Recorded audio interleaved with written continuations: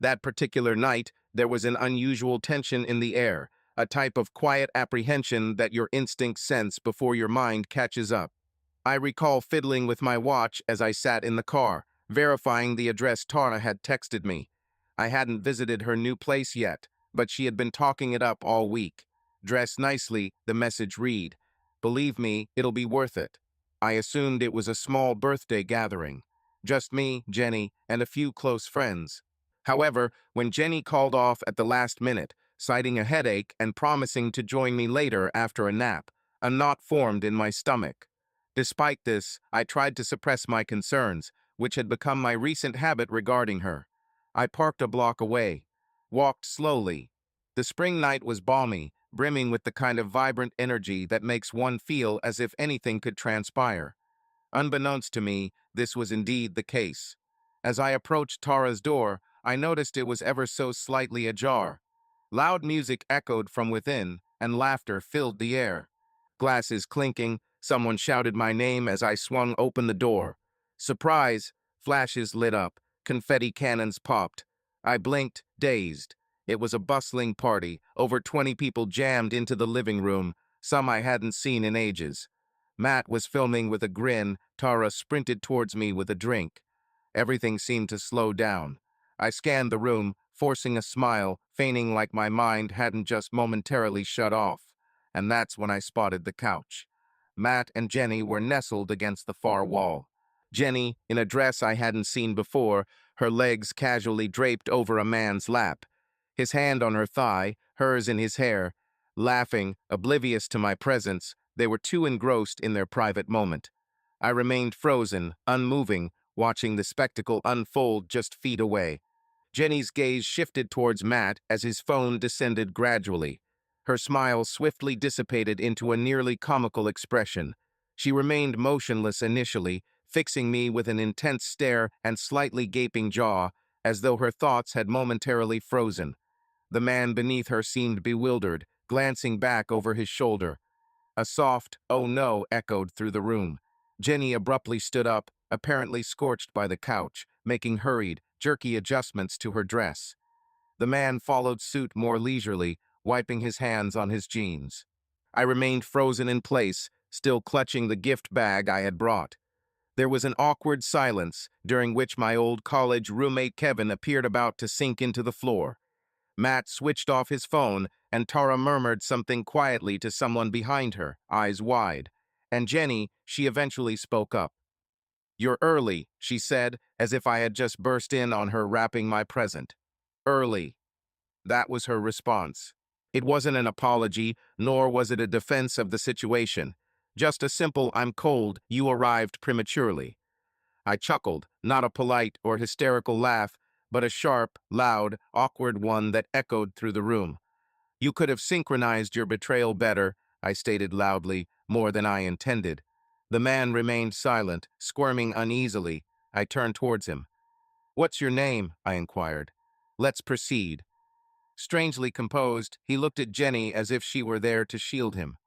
"Mark," he replied softly. I acknowledged with a nod. "Mark, interesting. How long has this been happening?" Jenny intervened. "Kyle, can we not do this here?" I repeated, my voice rising again. "So the issue is—" "Not that," I pointed at the overturned cup on the floor.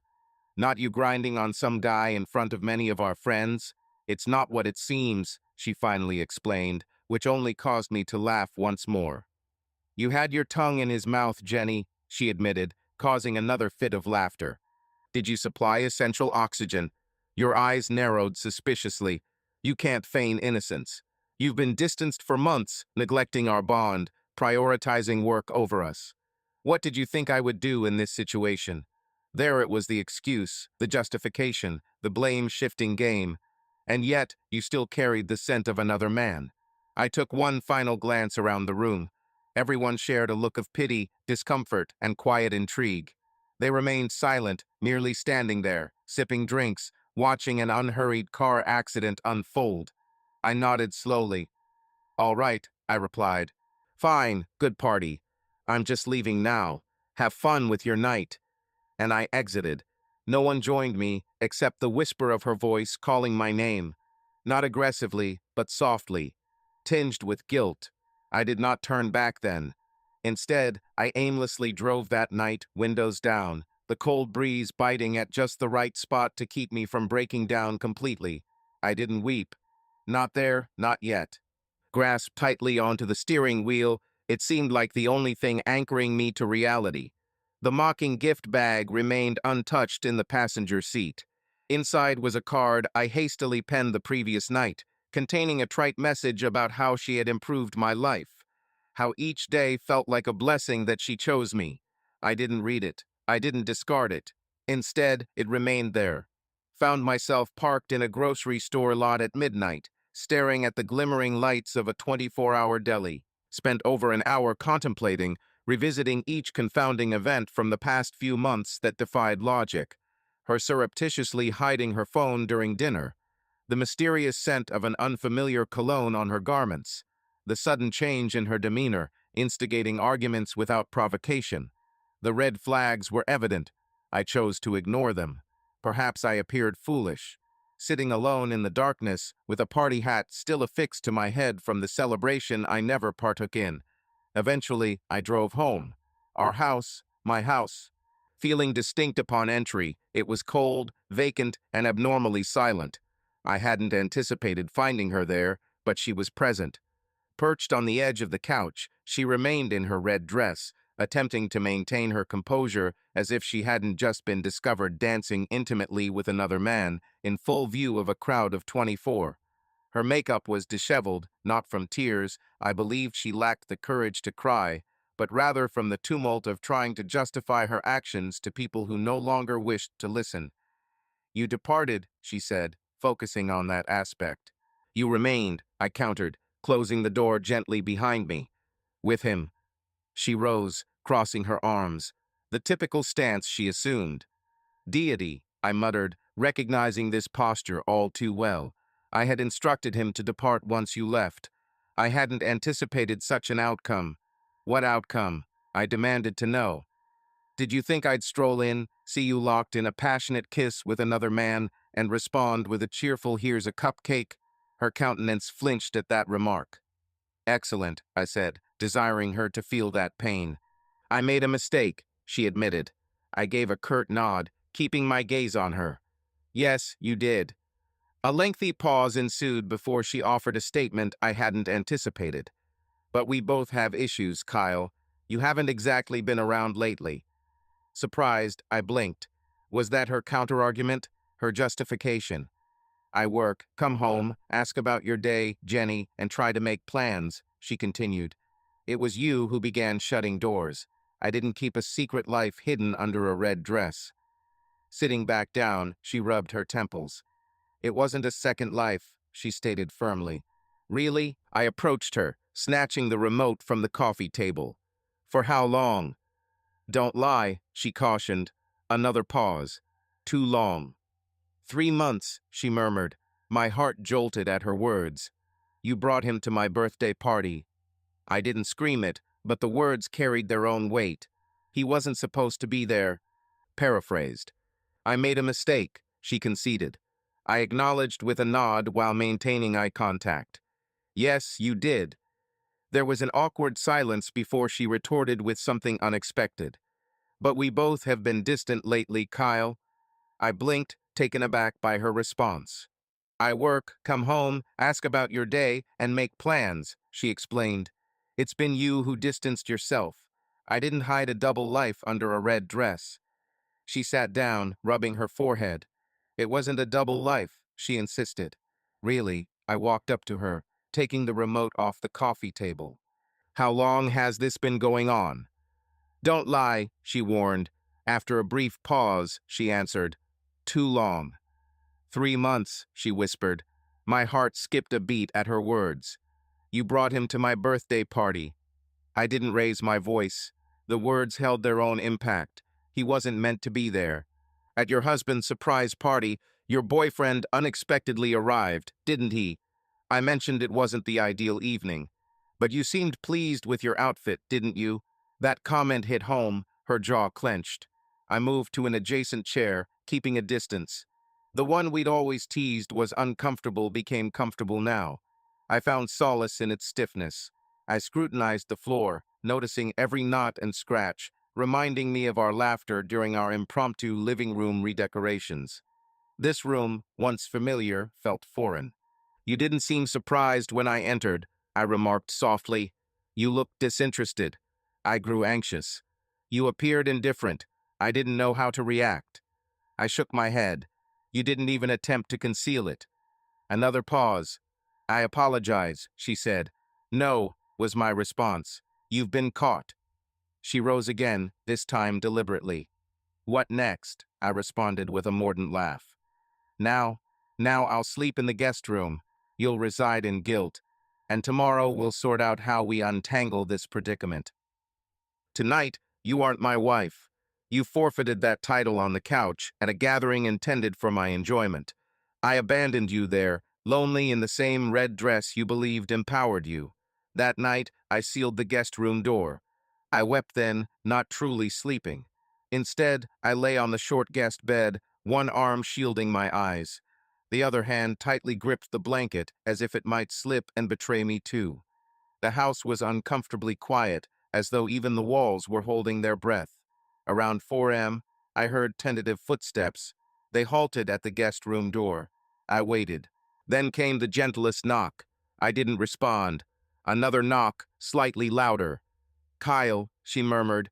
I remained silent. She waited a full minute before her silhouette vanished.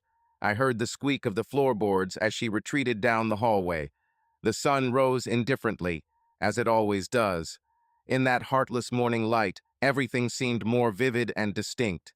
Each morning felt routine as I made coffee, my gaze lingering on the blue tiles in the kitchen, a memory of our shared past now filling me with anger. 2 years ago, she chose these small, ocean-like tiles. Once, they were my favorite. Now, I yearned to pull every one off the wall. She ambled into the kitchen, wearing one of my old hoodies, as if it still belonged to her. Her hair was a mess, eyes swollen. "Good morning," she said. I remained silent. I sipped my coffee. "Can we talk?" I agreed, not meeting her gaze. "Why don't you tell me everything you left unsaid last night?" She sat at the table, clutching an empty mug. "His name is Mark. We met at the hospital. He's a tech. It began with coffee, lunches, conversations. I recall a laugh, right? The prelude to innocent acts before the Couch Olympics." Her lips tightened. "I didn't intend for it to go physical. Stop speaking as if it's a business meeting. You cheated. You lied. While you were at work, I secretly believed that I had a wife who cherished me. I did love you, Kyle. Don't defend yourself. For if you truly loved me, you wouldn't have chosen someone else. I was lonely, so you filled the void with another man's touch. That's your explanation. I attempted to discuss this with you. You consistently ignored me. No, I protested. I disregarded your subtle sighs and ambiguous, incomplete sentences. You aren't allowed to reframe this to cast me as the antagonist. You had a choice, and you made it, time and time again. An uncomfortable silence ensued. She took a sip of her coffee. "I ended things with him," she admitted. "Too late. Do you even want to repair this? Do you?" I inquired. Tears brimmed in her eyes. "Yes, but I didn't believe you. Not because she wasn't crying, she was, but because it was her. And I no longer recognized her. I saw the way you looked at him," I said, "as if he breathed life into you. As if I was insignificant. That's not accurate.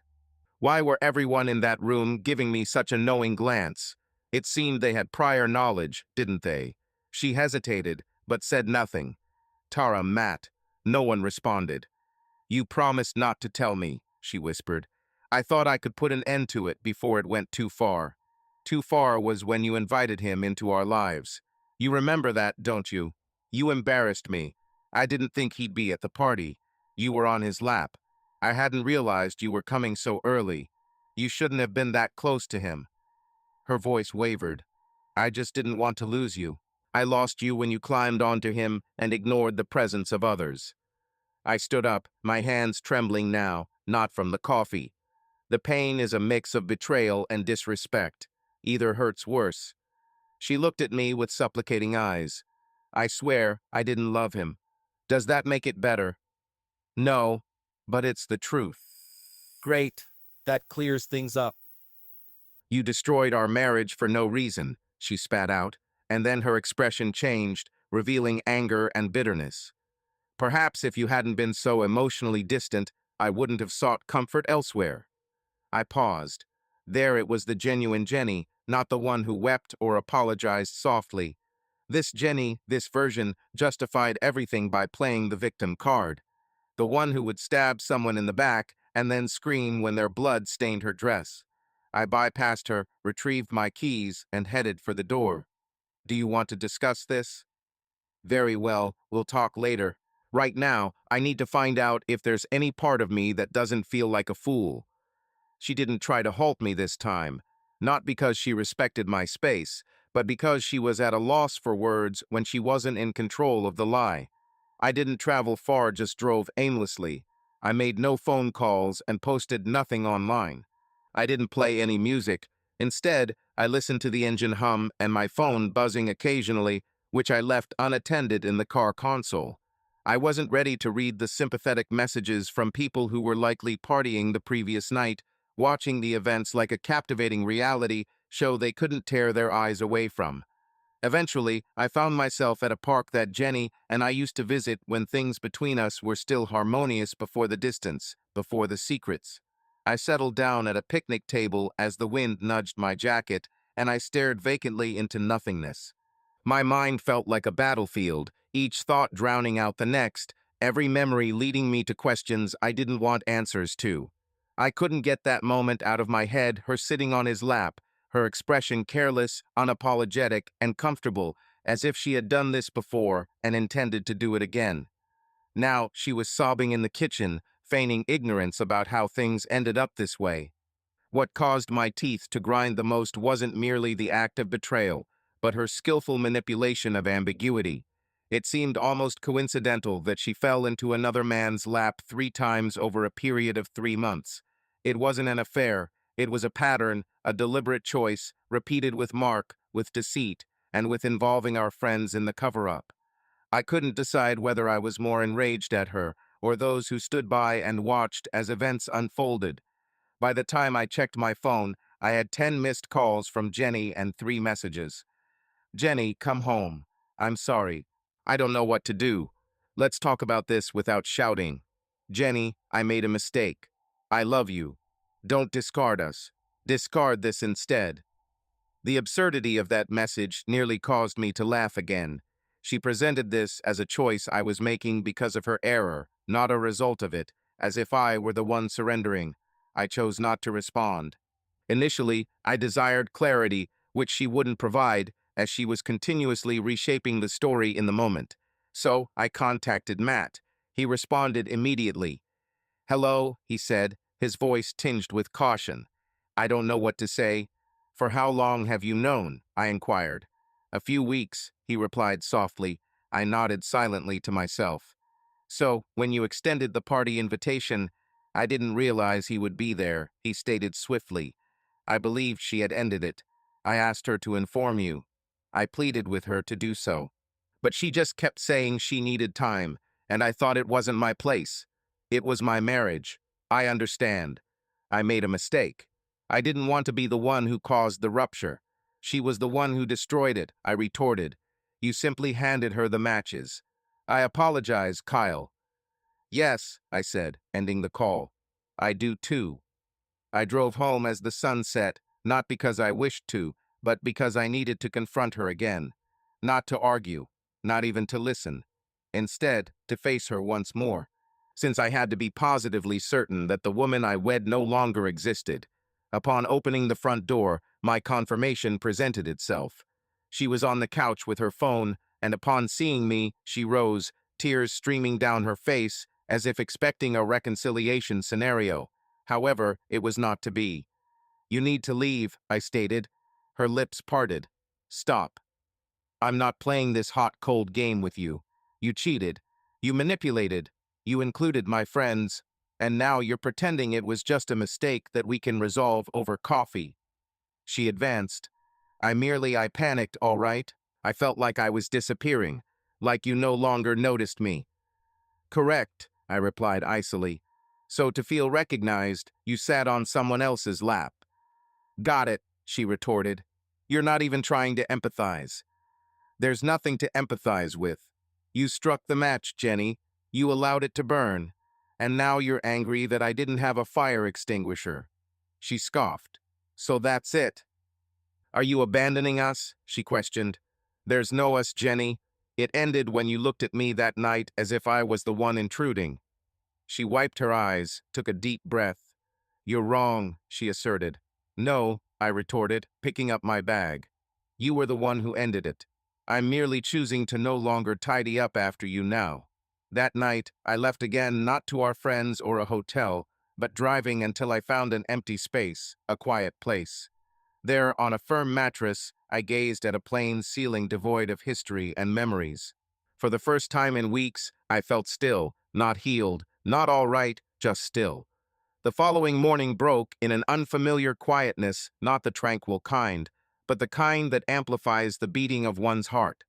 The motel light seeped through dusty blinds, the droning air conditioner hummed in the corner, the dull beige walls, they all bore no resemblance to anything, which strangely was precisely what I required. There were no photographs of us on the bedside table. No trace of her fragrance clinging to the bedsheets, no engravings on the furnishings. Only emptiness. I spent a considerable amount of time in the shower, standing motionless until the water cooled. I didn't ponder, I didn't hurry. I merely stood there, allowing it to wash away remnants of the previous 48 hours. Upon examining my phone, there were 5 missed calls, 4 from Jenny and 1 from Tara, as well as a voicemail.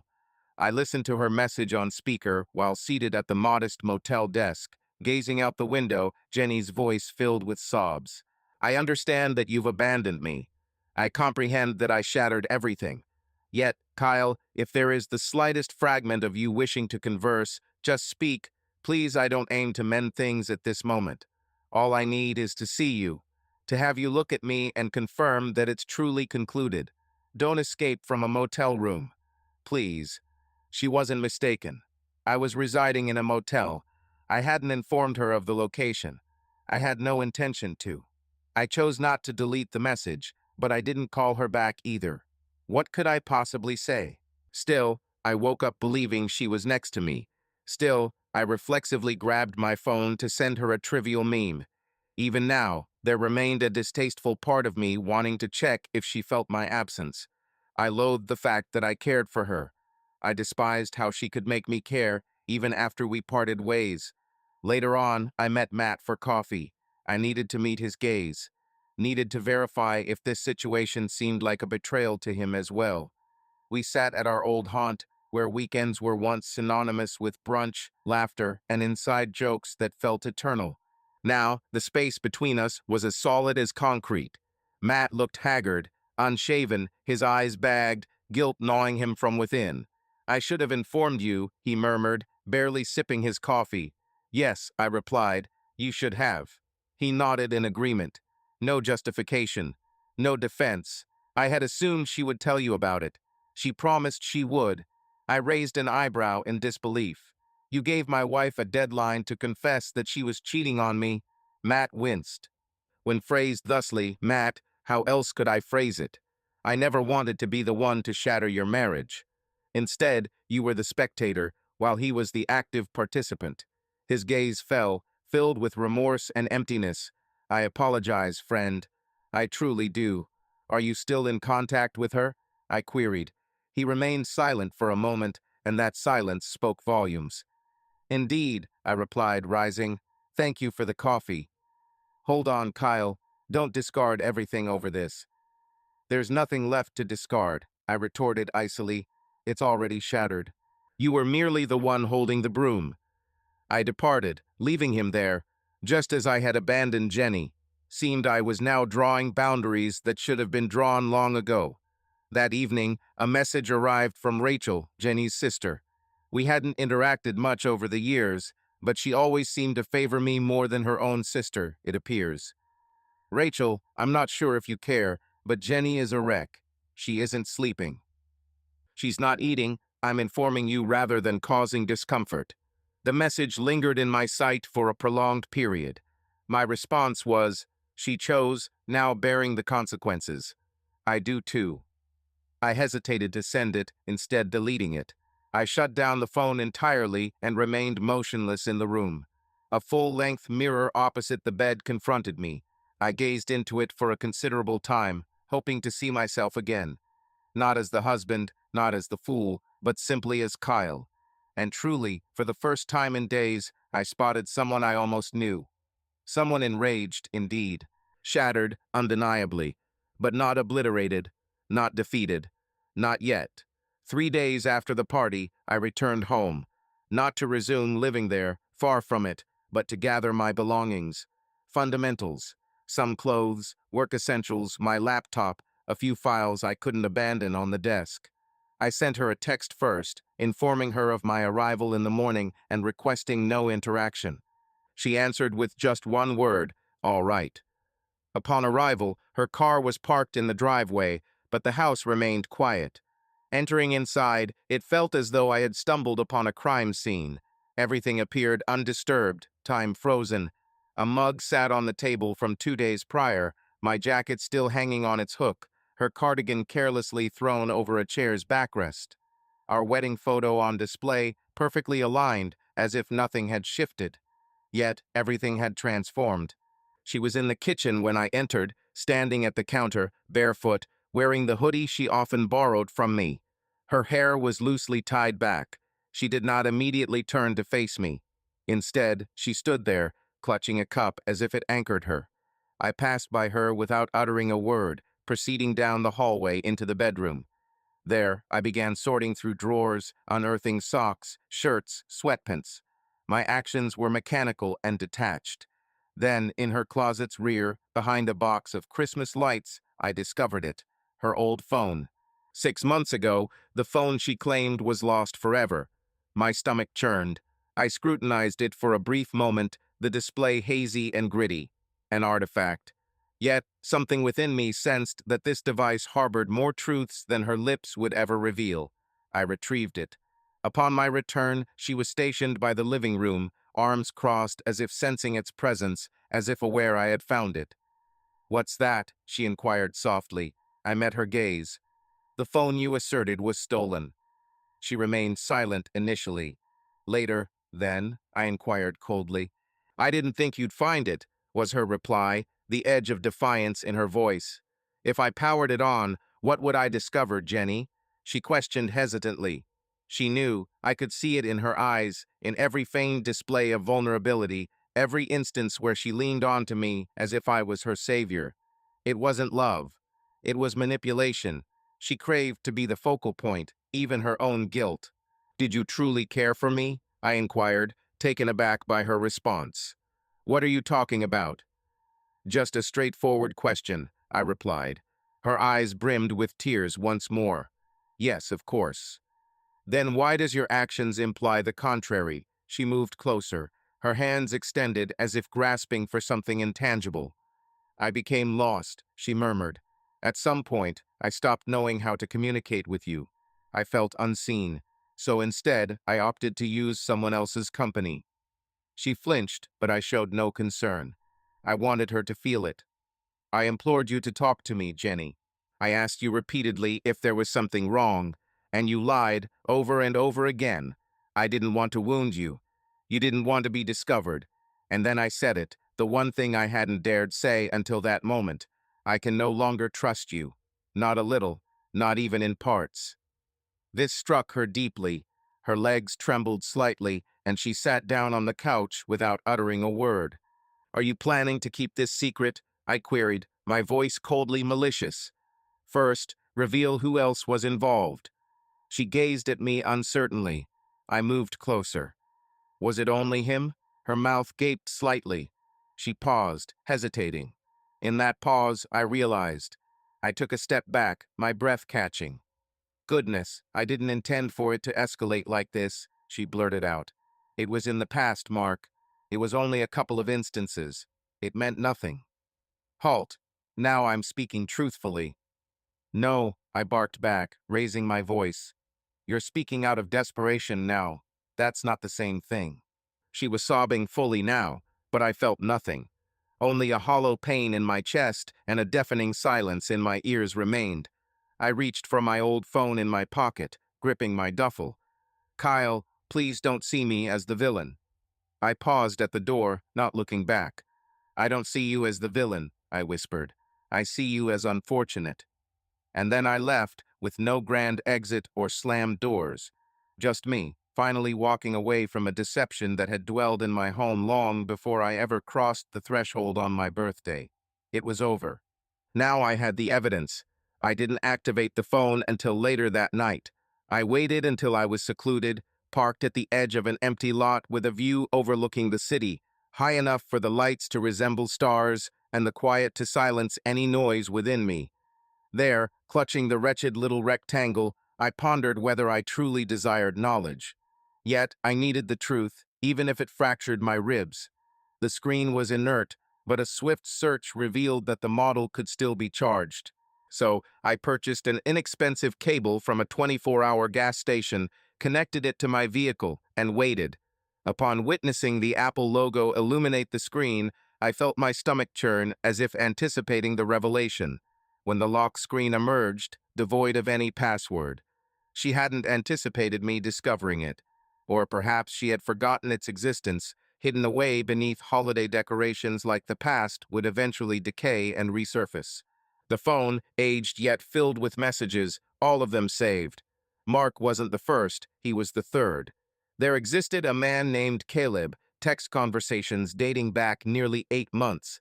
Long exchanges, secret images, shared jokes, details that suggested not just physical connection, but emotional intimacy. Hotel reservations, covert meetings, a weekend claimed to be spent at her sister's cabin, but evidently was not. Then followed a man named Troy, a bartender she met during girls' night, whom she assured me had no romantic significance. Another string of texts ensued, along with a few selfies and a contact saved under an alias, Megan Nails, which made me chuckle bitterly upon sight. Deeper scrolling revealed voice memos, nothing explicit, but enough to make the direction of her affection clear. Flirtatious tones, complaints about him. "He's always at work," one message read. "He no longer notices when she wears something new." Another one. "Feels as if I'm bound to a timetable instead of a person." No references to her silence towards me. She moved around our home like a phantom, clutching a sealed phone and a smile that wasn't mine. When I stumbled upon the labeled folder in her notes titled "My Little Escapes," I hesitated before opening it. Yet I did. Contained within were snippets, brief journal entries, fragments of poems, daydreams. Lists of destinations she desired to visit with someone who acknowledges my existence. One entry recounted a night she swore she'd never forget, narrating an individual who truly listens and makes her feel significant. It wasn't me, not once, not even in passing. I switched off the phone. Spent time in the dark, my head resting against the window, city lights blurring like unshed tears. I can't say for certain how long I remained there, perhaps minutes, perhaps hours, but by the time I restarted the car, something within me had transformed. I was no longer hurting. I had moved on, done with hoping, done with doubting. Stopped pondering if perhaps I overlooked some clue. I hadn't. I'd noticed them all. I just didn't want to accept they held the truth they so obviously did. I returned to the motel, flung the phone onto the bed as if it scalded me. I stared at the ceiling fan above, allowing it to spin like the thoughts in my mind, but now they had organization, sequence, purpose. I opened my laptop, began searching for divorce lawyers, composed an email to verify what my colleague had said during his separation. I provided a concise summary, requested a meeting, and sent it. Then I packed my bag, not to depart this time, but to commence. There was no saving our relationship. No therapy, no second chances, no tearful reunions in the rain. This wasn't a break. This was the end. I wasn't grieving the marriage anymore. I was interring it, and the shovel was in my hand. The lawyer's office was on the 15th floor of a building downtown, chilly and refined and unsettlingly quiet. The receptionist welcomed me as if I was a frequent visitor, seeming to know instinctively my purpose. It was the sympathetic, yet sterile greeting typically extended to the countless men who entered with identical vacant expressions. I encountered a man named Jonathan Walsh. He was from the 840s, exhibiting an air of calm composure in his sharp suit and face etched by life's hardships. Unlike others, he did not offer false comfort or express remorse with, "I'm sorry to hear that." Instead, he simply nodded as I took my seat and unfolded a pristine file folder. Therefore, he inquired, "Please share the details of the incident." I opted not to recount the extensive tale. I chose not to discuss the red dress, the party, or the couch. I didn't bring up Mark, Caleb, Troy, or the second phone filled with memories that did not belong to me. I merely stated, "My wife has been unfaithful multiple times." He acknowledged with a nod, jotted down something, and inquired, "Is there real estate?" Affirmative. "The house?" "Owned jointly." "Offspring?" "None." "Shared accounts?" "Indeed, but we've maintained most assets individually." After a moment of contemplation, he looked at me. "Do you possess evidence of infidelity?" I retrieved the burner phone, pushed it across the table. He didn't even open it. Instead, he placed it next to his notes. Sufficient proof, it seemed. The act of signing documents concerning my life felt like a routine business transaction, devoid of any ceremony or emotion. Just points, initials, and a cold pen signing away a future that had long ceased to exist. By the time I exited the office, the sun was already sinking again, marking 2 days since our last encounter. Her image continued to linger in my thoughts, haunting every corner.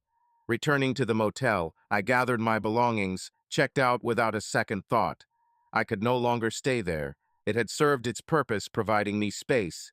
Now I needed tranquility. Matt messaged me that evening. "Matt, she's constantly contacting me." I told her to cease. "Just wanted to inform you." I didn't reply. After 15 minutes, another message arrived. "Matt, are you all right, buddy?" I examined the text. Typed. Erased. Typed again. Eventually, I responded. "As for me, yes. Just tired of feigning tranquility." The following morning, Jenny appeared at my workplace. She likely waited outside since she showed up immediately after I left for lunch, leaning against a brick wall with sunglasses on and her arms crossed, still portraying the tormented heroine in her self-penned narrative. "Kyle," she said, removing her shades. "Can we discuss this?" I sighed. "No, not here. All I need is 5 minutes. Please." I scrutinized her. For the first time since everything started, she seemed exhausted. Not just fake eyeliner smudge tired. Exhausted tired. Yet, the part of me that would usually respond to her vulnerability had vanished. "You have 3, I stated. She was taken aback by this. "Understood. I'll merely observe. I know there's no justification." "You recognize your actions, yet you depart as if I were insignificant." "Jenny," I cut in, "don't attempt to frame this as a tale where you're the abandoned one. You torched our home." Surprised, you remained silent as I spoke. I retrieved the old phone. Horror washed over your face. "Kyle, that was merely, don't. Just don't. Your deceit became evident every time I looked into your eyes." "I didn't love them," she whispered. "But you chose them. Over and over again. That's unforgivable." She searched her surroundings for an escape, but there was none. "There's no repairing this, is there?" I responded grimly. "So it ends here. I ended things the moment you made me feel like a foreigner in my own existence." A pause, then she did something that once would have moved me to tears. She approached, just close enough for me to see her trembling. "I'll always love you," she said, voice quivering. For the first time, I didn't trust those words. I took a step back. "Jenny, you don't seem to value yourself, which is why you constantly fill voids with unimportant people." She swiftly wiped her face. "Are you not returning?" "I had already left. She just hadn't noticed," I replied. "You merely failed to acknowledge it." Then I moved past her without looking back or turning around. I allowed her to watch me fade into the crowd, just as she had faded from our marriage bit by selfish choice. The following weeks were a haze of paperwork, quietness, and an odd sensation of freedom that didn't feel like triumph. It felt like recuperation. People discuss healing as if it's some stunning upward trajectory. It isn't. It's harsh. It's sitting in your car outside the grocery store, struck by memories of her humming while picking apples. It's retrieving your hoodie from the dryer and detecting her scent in the fabric. It's deleting old playlists because every song now feels like a betrayal. Amidst the sorrow and indifference, clarity gradually emerged, albeit gently and quietly. I resumed my gym visits not due to frustration or revenge, but for myself. The garage was purged of clutter she had promised to address someday. A new bank account was opened, locks changed, and an apartment downtown with ample light was found. No one, not even Matt, knew about the move, not out of mistrust, but because I desired something solely mine, once more something untouched. The divorce proceedings were surprisingly uncomplicated. She didn't argue or ask for much. Perhaps a part of her longed for the process to end as fervently as I did, or maybe guilt became heavier than control. In a subdued beige room at Walsh's office, we met to sign the final papers without fanfare, without shouting. She appeared exhausted, as if she hadn't slept in days. I entered, nodded, took my seat. She fixed her gaze on the documents, lunged towards me instead. "You said you missed me," she whispered softly. I remained silent, merely scribbling my signature. She persisted, anticipating a confrontation or admission. But I was drained of words for her. Upon standing up to depart, she instinctively reached out. I retreated. "Goodbye, Jenny," I said. She made no attempt to accompany me. She neither begged nor wept. Instead, she remained solitary, seated amidst the rubble she herself had constructed. I climbed into my vehicle, gazed at the heavens, and released a breath that I hadn't recognized was trapped within. Not just sorrow or self-discovery, but a sense of having carried her burden for years, only now realizing it wasn't mine. That night, I celebrated. Not with drinks, not with companionship, but alone, savoring a fine meal, turning off my phone, and playing a custom playlist filled with songs that weren't ours, solely mine. I listened less to recall and more to remind myself that I wasn't finished, that I hadn't lost everything, just what wasn't destined to remain. A week on, I encountered Tara. At a gas station unexpectedly, she appeared startled, uncertain if I would attack her or ignore her presence. "I didn't know how to act," she admitted prematurely. "I didn't want to choose sides, E." "You weren't obligated to take sides," I interjected. "All you needed was truth." She confessed with remorseful eyes. I had warned her about her spiral. I had told her to halt. "But you didn't warn me," she acknowledged slowly. "I was mistaken." "I'm sorry. I don't hold malice towards you," I said. "Don't expect contact from me in the future." She digested that, made no objections, merely nodded and left. And that was it. Another connection ended. Softly, I continued on my path. Each day felt a bit less like surviving and a bit more like reclaiming. I began to laugh sincerely once more, not out of resentment, but genuine joy. The type that surprises you when you're savoring your favorite sandwich in a park alone and you realize nobody is deceiving or cheating on you anymore. Nobody's concealing themselves. The air feels fresher without someone force-feeding you toxins under a false grin. I'm not completely mended. I'm unsure if I'll ever attain full recovery. Yet, I'm mending. And perhaps, just perhaps, that's sufficient. The first time I gazed into the mirror and recognized myself once more, it was raining. I had returned from a lengthy walk, bare of an umbrella coat, only me as the sky seemed to cleanse me. I stepped inside my new residence, damp and chuckling softly at myself. For once, the rain didn't seem symbolic. It was merely water, merely weather.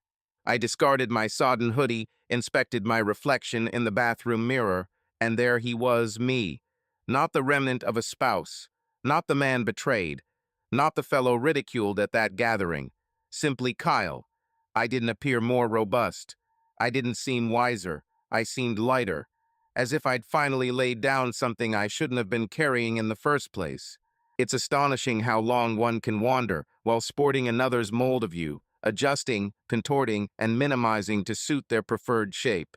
Jenny never explicitly asked me to diminish, but each time my voice went unheard, Every time I extended a hand only to have her withdraw, I learned to suppress myself, to accommodate, and the most distressing aspect, I believed that was love. However, genuine love doesn't necessitate your vanishing act. I haven't communicated with her since our divorce was formalized. I harbor no intention of doing so. I don't monitor her social media. No need to inquire about mutual friends' updates on her well-being. That phase is over, and I've ceased attempting to reinterpret the last line, hoping it might gain a new meaning on the 100th reading. It doesn't. Occasionally, I still experience spectral recollections. Her laughter from another room, the sensation of her hand in mine, the sound of her key in the front door. These are merely apparitions, yet they no longer torment me as they once did. They drift through. I allow them to. I acknowledge them. I move forward. I retain the old phone. I haven't examined it since that night. It remains hidden in a drawer, not as punishment, but as a reminder. Not of her, but of me, of the man who ultimately confronted the truth. I'm gradually venturing into dating again. Cautiously, without pretense. The initial dates were strange. I found myself preparing for deceit, scrutinizing messages for concealed signals, dissecting pauses in conversations as indicators of potential betrayal. However, bit by bit, I've resumed trust, not because a new person has repaired me, but because I ceased to blame myself for Jenny's actions. That's her narrative to bear, not mine. If you're here, amidst the confusion, the heartache, the point where everything crumbles beneath you, please understand this clearly. It improves. It doesn't become less complicated. It doesn't become effortless suddenly, but it improves. You will rest again. You will laugh again. You will look in the mirror and appreciate who you are. You will cease to measure your worth by their absence, and especially, you will cease to bleed from wounds they continually reopened. People may inquire if I repent my marriage. I do not, because it educated me about how much of myself I was prepared to offer someone who didn't merit it. Most importantly, it taught me not to repeat that mistake. Previously, I believed love meant persisting regardless. Now, I understand that sometimes real love arises at the instant you finally let go.